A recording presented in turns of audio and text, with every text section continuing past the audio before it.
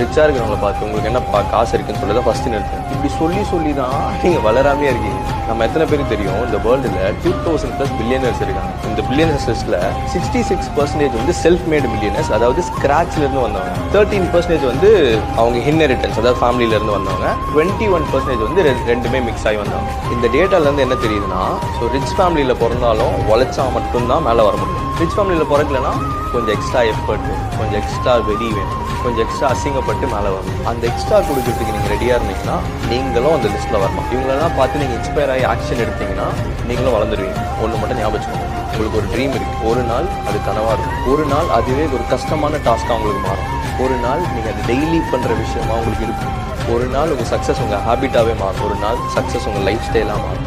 ஒரு நாள்